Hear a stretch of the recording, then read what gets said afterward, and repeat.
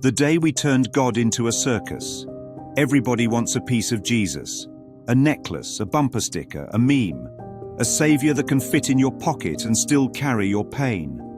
A word you can whisper when you're scared, and a brand you can wear when you're proud. But the real Jesus, the one beyond form, never auditioned for this act. He didn't come to dance in your nightclub of dreams. He didn't come to sit at your Thanksgiving table and bless the turkey of time. He didn't come to decorate the cross like a trophy for suffering. He came to wake the dreamer. That's it.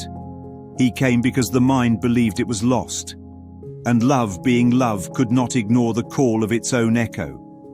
Every image of him the world has made, the crucifix, the robe, the golden crown, the bleeding hands, is the ego's attempt to make awakening look like suffering.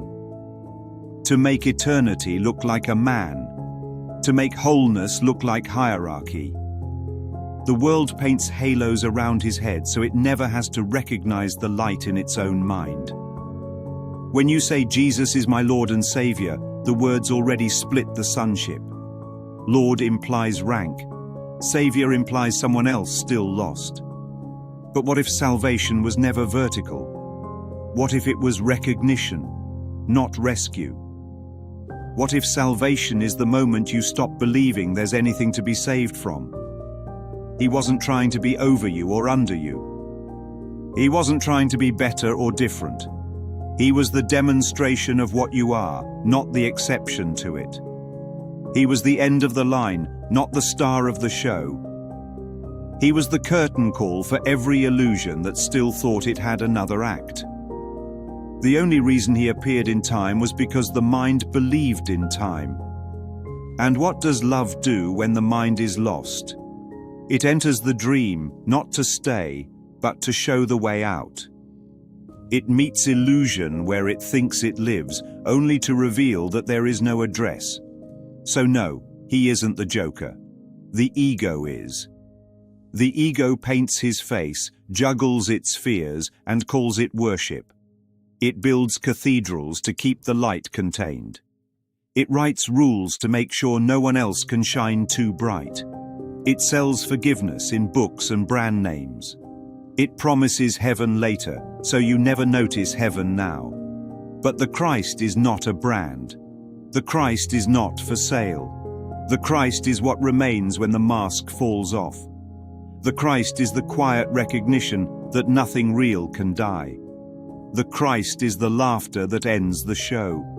Jesus was never here to entertain. He was here to end the performance. He was here to unmake the clown show of separation. He was here to prove that guilt was never real and death was never true. And when the last spotlight burns out and the audience wakes up, there will be no applause. No encore, no sequel. Just stillness, just truth. Just the remembrance that there was never a show at all. Just the holy quiet after the dreamer opens his eyes.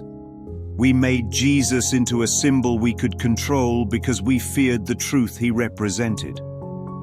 We wanted a man we could touch, not a mind we had to face. It's easier to worship an image than to question your own perception.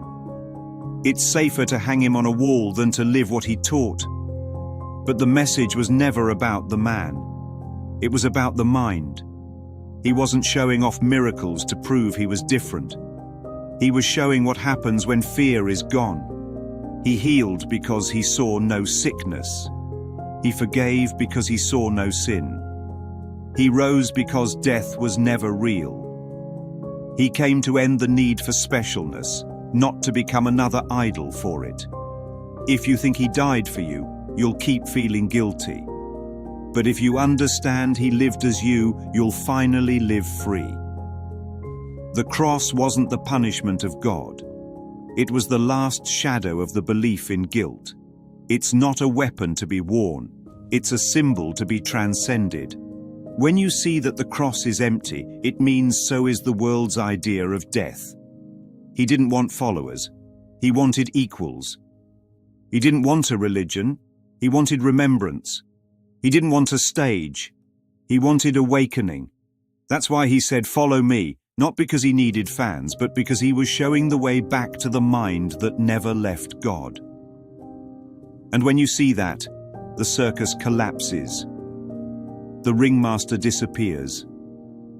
The lights fade and the performer and the audience merge into one. That's the moment the show ends, because truth doesn't perform. Truth simply is. And in that stillness, in that holy quiet, the joke is over. The clown takes off his mask. And you realize it was never Jesus on the stage at all. It was you. It was always you.